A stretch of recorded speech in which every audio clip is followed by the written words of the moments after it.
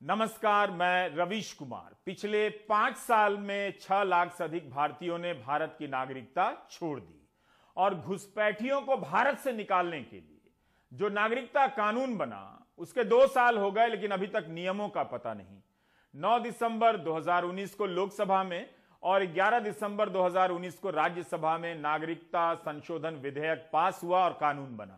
12 दिसंबर को राष्ट्रपति ने दस्तखत कर दिए। यह कानून 10 जनवरी 2020 को अधिसूचित हो गया। तब से लेकर आज तक इस कानून को लागू करने के नियम नहीं बने हैं। इस 12 दिसंबर को नागरिकता कानून को बने 2 साल हो जाएंगे, लेकिन आज तक इसके नियमों का पता नहीं। क्या यह मान लिया जाए कि सरकार अब इस कानून को लेकर गंभीर नहीं है? नियमों का नहीं बनना या लंबे समय के लिए टालते जाना कृषि कानूनों की वापसी के समान ही कोई दूसरा रूप है। जिस कानून को साहसिक, तात्कालिक, ऐतिहासिक सब बताया गया, वोट बैंक से ऊपर उठकर राष्ट्रहित में लिया गया फैसला कहा गया, उसके लागू करने के नियम 2 साल में नहीं बने। आप उस वक्त लोकसभा में या चुनावी रैलियों में इस विषय पर गृह मंत्री अमित शाह का भाषण सुन लीजिए। लगेगा कि यह कानून इतना जरूरी है कि शनिचर को पेश हो, रविवार को पास हो, इतवार को और सोमवार को कानून बन जाए, लागू हो जाए। ये कांग्रेस पार्टी कहती है एनआरसी मत लाओ, घुसपैठियों को मत निकालो। अरे राहुल बाबा, आपको जो बोलना है बोलो। ये भारतीय जनता पार्टी की सरकार है, नरेंद्र मोदी प्रधानमंत्री हैं। मैं आज आपको कहकर जाता हूं, 2024 में जब आपके वोट लेने आएंगे, उसके पहले पूरे देश के अंदर एनआरसी लगाकर घुसपैठियों को चुन चुन कर निकालने का काम ये भारतीय जनता। तो गृह मंत्री बताएं कि उन घुसपैठियों को पहचानने और निकालने के लिए जो कानून पास हुआ उसके नियम कहां हैं? क्या इस देरी से घुसपैठियों को लाभ नहीं हो रहा होगा? 2 साल तक सरकार नियम क्यों नहीं बना सकी? केरल के एर्नाकुलम के कांग्रेस सांसद हिबी ईडेन ने नागरिकता कानून को लेकर सवाल पूछा है। इसके जवाब में लोकसभा में गृह राज्य मंत्री नित्यानंद राय ने एक जवाब दिया है। सवाल था कि क्या सरकार national register of citizen NRC और नागरिकता कानून को लागू करने पर विचार कर रही है? यदि हां, तो कब से? जवाब में नित्यानंद राय मंत्री ने लिखा है कि नागरिकता कानून 10 जनवरी 2020 से प्रभावी है। नागरिकता कानून के तहत जब नियम बन जाएंगे, तब इसके तहत आने वाले लोग नागरिकता के लिए आवेदन कर सकते हैं। अभी तक राष्ट्रीय स्तर पर national register of Indian citizen को लागू करने पर कोई फैसला नहीं हुआ है। जब तब कोई नेता किसी भी चुनाव में कुछ भी बोल देते हैं कि नागरिकता रजिस्टर पूरे देश में लागू होगा, लेकिन सरकार कहती है कि अभी तक ऐसा करने पर कोई फैसला नहीं हुआ है।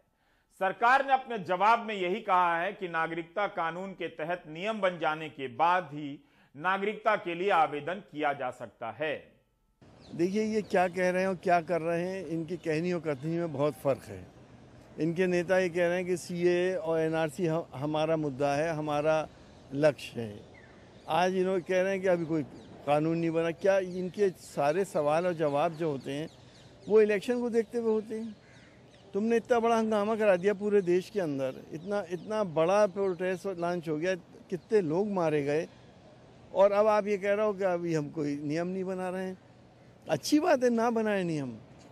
इससे बहुत ज़्यादा अनरेस्ट खास तौर से मुस्लिम कम्युनिटी के अंदर होगा, जिनको इन्होंने एक्सक्लूड किया है।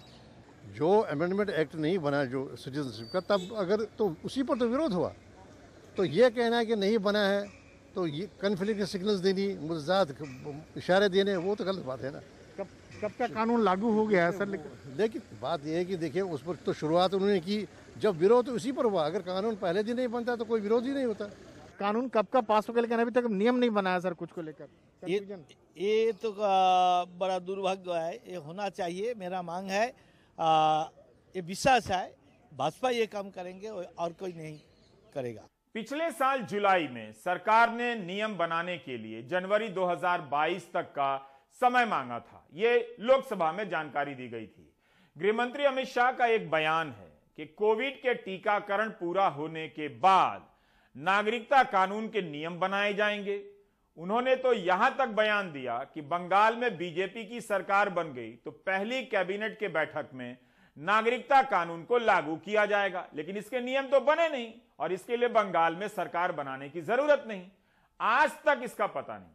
उनके पुराने भाषणों को सुनकर हैरानी होती है कि इतने जरूरी विषय पर नियम तक नहीं बने हैं, जिसे लेकर तब क्या क्या कहा जा रहा था। उन्होंने कहा कि एनआरसी फेल गया है। मान्यवर, मैं इस सदन को फिर से एक बार आश्वस्त करना चाहता हूं, जब हम एनआरसी लेकर आएंगे एक भी घुसपैठिया इस देश के अंदर बच नहीं जाएगा। किसी को चिंता करने की जरूरत नहीं। मान्यवर, ओवैसी साहब ने अभी कहा कि एनआरसी का बैकग्राउंड बना रहे हैं। एनआरसी का कोई बैकग्राउंड बनाने की जरूरत नहीं है। हम इस पर बिल्कुल साफ है कि इस देश में एनआरसी होकर रहेगी। कोई बैकग्राउंड बनाने की जरूरत नहीं। बैकग्राउंड है ही हमारा घोषणा पत्र ही बैकग्राउंड। इस साल मार्च में जब असम में विधानसभा चुनाव हो रहे थे, तब बीजेपी के घोषणा पत्र में, संकल्प पत्र में नागरिकता कानून का जिक्र नहीं था। सुप्रीम कोर्ट की निगरानी में एनआरसी हुई थी, लेकिन बीजेपी ने उस एनआरसी को ठुकरा दिया और संकल्प पत्र में लिखा कि सही एनआरसी लेकर आएंगे, संशोधित एनआरसी। उस पर भी क्या हो रहा है, क्या किसी को कुछ पता है? असम में विधानसभा चुनाव के दौरान संकल्प पत्र जारी करते हुए बीजेपी अध्यक्ष जेपी नड्डा ने कहा था, और यह कई जगहों पर छपा है, कि हम असम की सुरक्षा के लिए सही एनआरसी लाएंगे, करेक्टेड, जो सही नागरिक है उनकी रक्षा करेंगे, घुसपैठियों की पहचान करेंगे। लेकिन तब यह सवाल उठा था कि मैनिफेस्टो में बीजेपी ने नागरिकता कानून को लागू करने को लेकर चुप्पी क्यों साध ली है। 2016 के विधानसभा चुनाव में बीजेपी ने नागरिकता कानून लागू करने का वादा किया था। 5 साल से अधिक समय हो गया, यह कानून लागू नहीं हुआ है। असम स्टूडेंट यूनियन, असम जातीय परिषद, कृषक मुक्ति संग्राम ने मांग की है कि कृषि कानूनों की तरह नागरिकता कानून को भी वापस लिया जाए। इन संगठनों ने ऐलान किया है कि इस 12 दिसंबर को इसके विरोध में प्रदर्शन करेंगे। इसी तारीख को यह कानून बना था। 18 नवंबर के द हिंदू में विजेता सिंह की एक रिपोर्ट फ्रंट पेज पर छपी है। इस रिपोर्ट में सूचना के अधिकार से हासिल जानकारी के आधार पर लिखा गया है कि असम के नेशनल रजिस्टर के फाइनल ड्राफ्ट में मात्र 1032 लोगों का मामला संदिग्ध पाया गया है। सोचिए, घुसपैठ को लेकर कितना बड़ा राजनीतिक हंगामा हुआ कि पूरा असम घुसपैठ से भर गया है, लाखों लोग आ गए हैं। इसका पता लगाने के लिए सुप्रीम कोर्ट में लंबी सुनवाई भी चली। 1600 करोड़ से अधिक रुपए खर्च कर दिए गए और उसका नतीजा यह निकला है कि 1032 लोग संदिग्ध पाए गए। हिंदू की रिपोर्ट के अनुसार रजिस्ट्रार जनरल ऑफ इंडिया ने national register of citizen NRC की अंतिम रिपोर्ट को भी अधिसूचित तक नहीं किया है। सुप्रीम कोर्ट की निगरानी में तैयार एनआरसी को बीजेपी नहीं मानती है। हिंदू अखबार ने लिखा है कि रजिस्ट्रार जनरल ने राज्य के संयोजक को बार बार कहा है कि जो संदिग्ध हैं उन्हें रसीद जारी की जाए, लेकिन इस पर भी अमल नहीं हुआ है। अब जो हमारा ये सीएए का मामला है, इसमें रवीश समझिए कि संविधान ने जब नागरिकता का प्रावधान किया था तो ये कहा था कि हम एक लिबरल सिटीजनशिप का लॉ बनाना चाहते हैं और जो भी भारत में पैदा होगा उसको भारत की नागरिकता मिलेगी। फिर 1987 में हमने उसे रेस्ट्रिक्ट किया, 2003 में हमने और रेस्ट्रिक्ट कर दिया, और अब जो ये 2019 में हमने लॉ बनाया, इसमें क्योंकि रिलीजन बेसिस आ गया और जो सबसे बड़ी वजह इस लॉ को बनाने की थी, उत्पीड़न हुआ हो, परसिक्यूशन हुआ हो, सीएए में शब्द परसिक्यूशन मिसिंग था। रूल्स बनाते समय परसिक्यूशन को लाना जरूरी था, लेकिन अक्सर ऐसा होता है कि लॉ बन जाता है और लागू नहीं होता। 44वें संविधान के संशोधन को देखिए, प्रिवेंटिव डिटेंशन के बारे में आर्टिकल 22 में आज तक 1978 का अमेंडमेंट है, इसको नोटिफाई नहीं किया गया। बेसिकली सिटीजनशिप के मामले में आप किसी को भी दे सकते हैं। जो अफगानिस्तान में हुआ उसने साबित किया कि यह लॉ सही से नहीं बन पाया, वरना आज वहां की औरतों को जिनका उत्पीड़न हो रहा है, हजारास को, ताजिक्स को, शियास को, जो तालिबान की रिजीम में उत्पीड़ित हो रहे हैं, उनको हम नागरिकता देने में सक्षम होते। 2 साल हो गए नागरिकता कानून के। इस कानून की राजनीति ने असम की राजनीति को और उलझा दिया है। घुसपैठ का बवंडर खड़ा किया गया और उस राजनीति का विस्तार देश के अन्य इलाकों में भी किया गया। कोविड और तालाबंदी के दौर में सरकार नए नए कानून अध्यादेश लेकर आती जाती रही, लेकिन नागरिकता कानून के नियमों को बनाना भूल गई। केरल के सांसद हिबी ईडन के ही सवाल के जवाब में सरकार ने एक और महत्वपूर्ण जानकारी दी है। वो ये है कि 2017 में 1,33,049 भारतीयों ने भारत की नागरिकता छोड़ दी। 2018 में 1,34,561 भारतीयों ने भारत की नागरिकता छोड़ दी। 2019 में 1,44,017 भारतीयों ने भारत की नागरिकता छोड़ दी। 2020 में 85,248 भारतीयों ने भारत की नागरिकता छोड़ दी। सितंबर 2021 तक, यानी इस साल के सितंबर तक 1,11,287 भारतीयों ने भारत की नागरिकता छोड़ दी।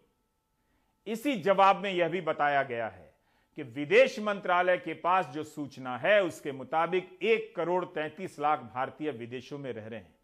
मामूली संख्या तो नहीं है। यह संख्या बताती है कि अवसरों की तलाश में भारतीय किस तरह से पलायन कर रहे हैं। 1.25 करोड़ से अधिक भारतीय विदेशों में हैं। भारतीयों ने बाहर जाकर जो हासिल किया है, क्या वो यहां रहकर हासिल नहीं कर पाते? बाहर गए भारतीयों ने शानदार तरीके से उन देशों की अर्थव्यवस्था में अपना योगदान दिया है। 6 लाख लोगों ने इन 5 वर्षों के दौरान अगर भारतीय नागरिकता छोड़ी है तो कारण जानना चाहिए। ये कौन लोग हैं? क्या ये सुपर अमीर लोग हैं या साधारण लोग भी हैं? जिस तरह से नागरिकता देते वक्त अलग अलग देशों में इंटरव्यू होता है, उसी तरह नागरिकता छोड़ते समय एग्जिट इंटरव्यू होना चाहिए कॉर्पोरेट की तरह, कि क्यों भारत जैसे महान देश की नागरिकता छोड़ने का विचार उनके मन में आ गया, कैसे आया, कोई कैसे भारत की नागरिकता छोड़ सकता है। लगता है कि 6 लाख लोग गोदी मीडिया नहीं देखते हैं, वरना अमेरिकी नागरिकता छोड़ भारत आ गए होते। Ravish, universal declaration of human rights का आर्टिकल 15 क्लॉज 2 है, जो ये राइट देता है कि आप अपनी नागरिकता छोड़ सकते हैं।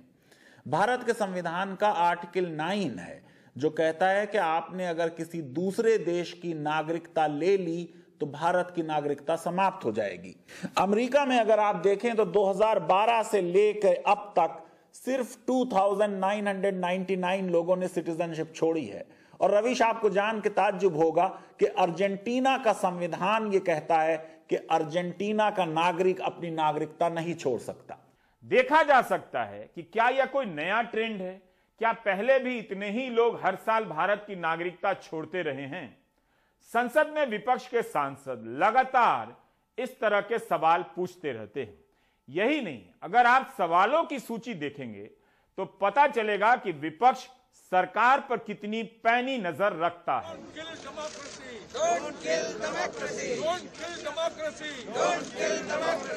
आज संसद के परिसर में स्थित गांधी प्रतिमा के सामने पूरा विपक्ष एकजुट नजर आया। संसद के पहले दिन यहां केवल कांग्रेस का प्रदर्शन हुआ था, लेकिन आज कई विपक्षी दलों के कई सांसद राज्यसभा के निलंबित सांसदों के समर्थन में जमा हुए। यह एक बदलाव दिखा। तृणमूल कांग्रेस ने फैसला लिया है कि उसके निलंबित दोनों सांसद हर दिन गांधी प्रतिमा के सामने 8 घंटे तक 10 बजे से लेकर 6 बजे तक धरना देंगे। दूसरे दलों के सांसद भी धरने में शामिल हो सकते हैं। निलंबित सांसदों ने माफी मांगने से इनकार कर दिया है। राहुल गांधी ने ट्वीट किया है कि किस बात के लिए माफी मांगे, जनता की बात उठाने के लिए? बिल्कुल नहीं। जयराम रमेश जो राज्यसभा के सांसद हैं, उन्होंने ट्वीट किया है कि राज्यसभा से सभी विपक्षी दलों ने बहिष्कार किया, तृणमूल और बसपा ने भी। जिस तरह से 12 सांसदों को निलंबित किया गया है उसका विरोध हो रहा है। अलोकतांत्रिक तरीके से बिल पास किया गया, जो सवाल उठाते हैं उन्हें निलंबित किया जाता है। दूसरी तरफ राज्यसभा में सदन के नेता पीयूष गोयल और उपनेता मुख्तार अब्बास नकवी ने कहा है कि जिन विपक्षी सांसदों ने राज्यसभा में हुड़दंग किया, हंगामा किया, उन्होंने संसद के किस नियम के तहत यह सब किया? संसद की गरिमा को विपक्ष के सांसदों ने शर्मसार किया है और वो खेद जताने को तैयार नहीं। यह दुख की बात है कि उन्हें खेद जताना चाहिए था। राज्यसभा के चेयरमैन ने राज्यसभा की गतिविधियों की कई महीने तक समीक्षा करने के बाद निलंबन का ये फैसला लिया है। इधर बीजेपी रेजिम में, मोदी जी की रेजिम में तानाशाही चल रहे हैं, हिटलर शाही, तुगलक शाही चल रहे हैं। लेकिन किसान मूवमेंट ने दिखा दिया, उनको कॉम्पेल किया ना ये मोदी शाही रिपील करने का, ये किसान बिल रिपील करने का। तो अक्सर democracy is also being killed over here, उसको वापस लेना है। एक्शंस इस प्रकार के थे जिसको माफ करना मेरे ख्याल से जब तक वो माफी नहीं मांगे संभव नहीं था। और कई बार हमने रिक्वेस्ट किया कि भाई माननीय सदस्य माफी मांग लें और आगे की कार्रवाई अच्छी तरीके से चले, उसके लिए तैयार हो जाए। लेकिन दुर्भाग्य से माननीय सदस्य इस बात के लिए तैयार नहीं है। सदन के भीतर भी कांग्रेस नेता मल्लिकार्जुन खड़गे ने राज्यसभा के सभापति वेंकैया नायडू के समक्ष यह सवाल विस्तार से उठाया और कहा कि जिन्हें निलंबित किया गया है उनका नाम तक नहीं लिया गया।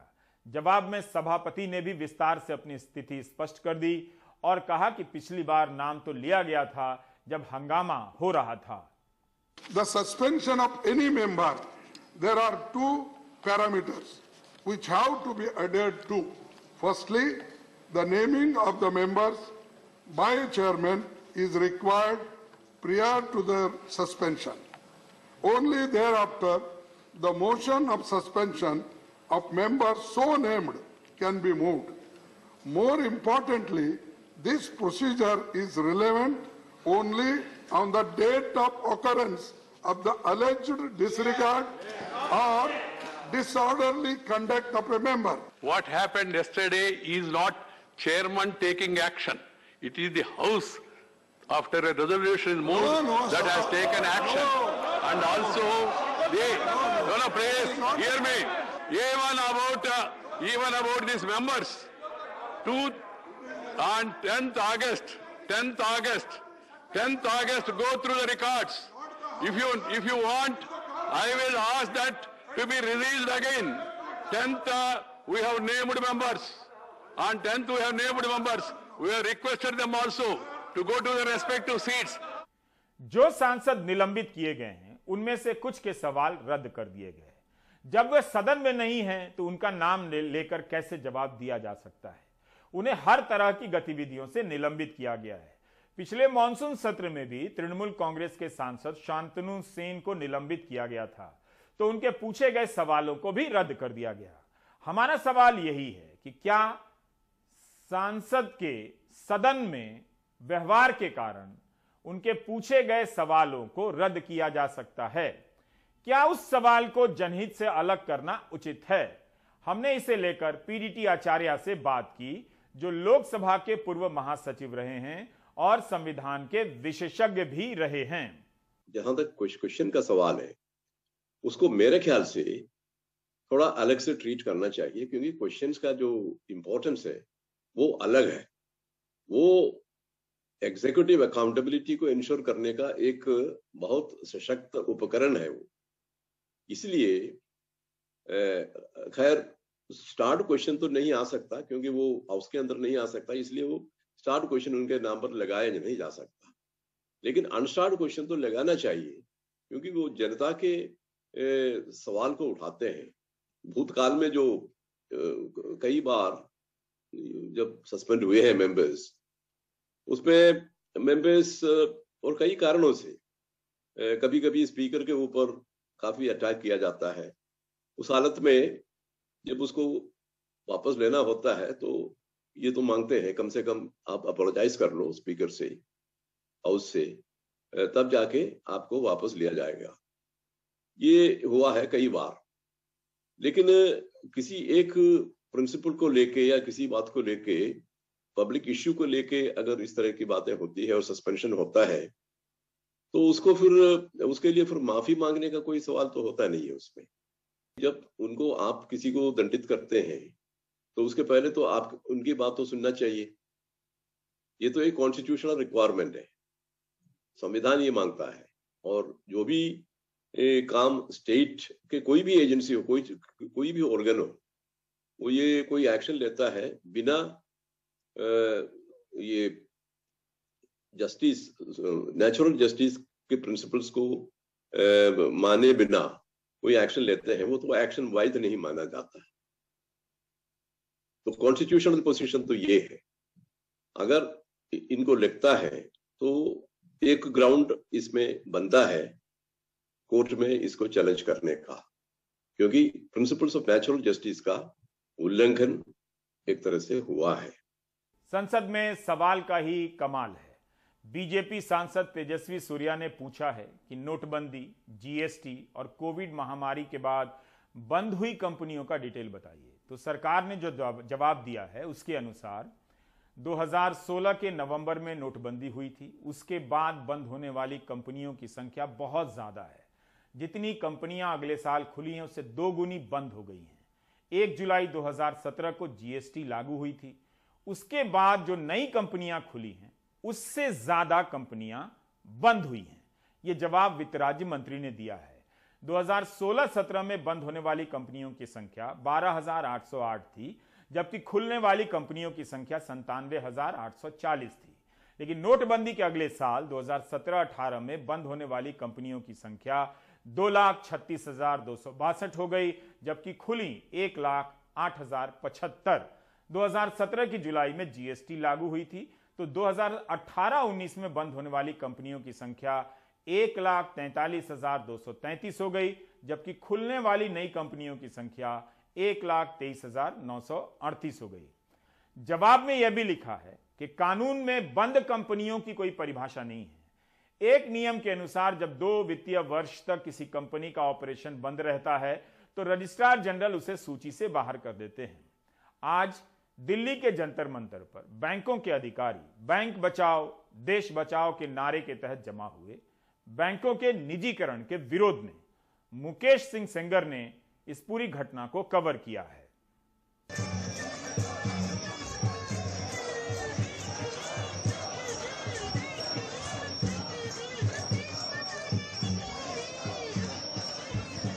दिल्ली का जंतर मंतर, बैंक बचाओ देश बचाओ रैली चल रही है। देश भर से बैंक कर्मचारी, किसान और छात्र इकट्ठा हुए हैं। इन लोगों का कहना है कि सरकार संसद के इसी सत्र में बैंकिंग संशोधन बिल लाने वाली है। अगर ये बिल पास हो गया तो सरकारी बैंक निजी हाथों में चले जाएंगे, जो देश के लिए घातक हैं। वित्त मंत्री महोदय के पास 4-5 सवाल हैं। ये निजीकरण किसके हित में हो रहा है? ये क्या आम आदमी के हित में हो रहा है या चंद पूंजीपतियों के हितों में हो रहा है? अगर बैंक निजीकरण हो जाए तो ये आम नागरिक है जिसका जो धनराशि है, जिसका जो जमा पैसा है, ये क्या सुरक्षित रहेगा? प्रदर्शनकारियों का कहना है कि 500 से ज्यादा बैंक पहले ही दिवालिया हो चुके हैं। लोगों का करोड़ों रुपया डूब गया है। सरकार ने कॉरपोरेट का लाखों करोड़ों रुपए का लोन माफ कर दिया है। अब निजीकरण के बाद क्या कमजोर तबके के लोगों को बैंक की नौकरी में आरक्षण मिल पाएगा और क्या गरीब लोगों को सस्ती बैंकिंग मिल पाएगी? ये जो गरीब तबका है आज उन सबको कहीं ना कहीं एक हक देने में, उनके रोजी रोटी चलाने में, उनका जीवन में एक बहुत महत्वपूर्ण एक उनका भाग है।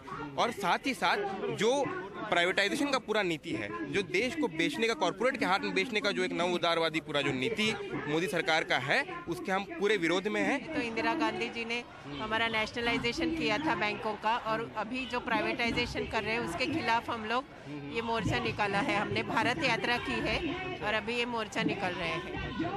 हमें सरकार से इतनी दरख्वास्त है कि ये प्राइवेटाइजेशन रोक देना चाहिए और बैंकों को ऐसे ही रहना चाहिए जो कि देश के लिए भी हितकारी हो। सिर्फ जॉब सिक्योरिटी सबसे पहली परेशानी है। अभी एक एज के बाद में हमें जॉब मिलना बहुत मुश्किल हो जाता है।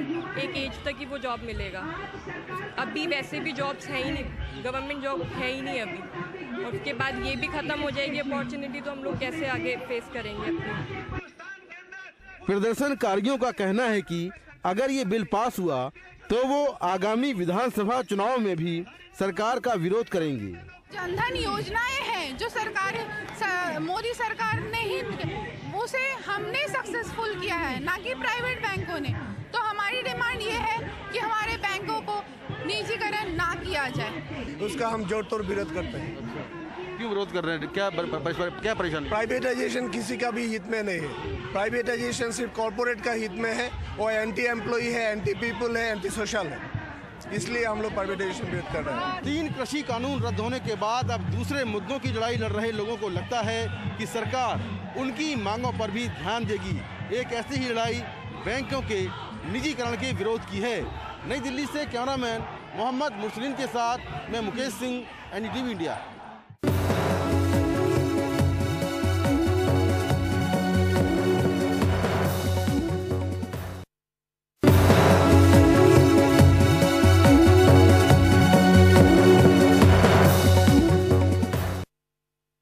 कोरोना के नए वेरिएंट के खतरों के बीच करीब 45,000 डॉक्टर घर बैठे हैं और देश भर के रेजिडेंट डॉक्टर हड़ताल पर हैं। कोरोना की वजह से पहले ही नीट की परीक्षा देर से हुई, अब काउंसलिंग नहीं हो पा रही है। रेजिडेंट डॉक्टर ने अब 3 दिसंबर तक सारे अस्पतालों में कामकाज बंद करने की धमकी दी है। रवीश रंजन शुक्ला की यह रिपोर्ट देखिए।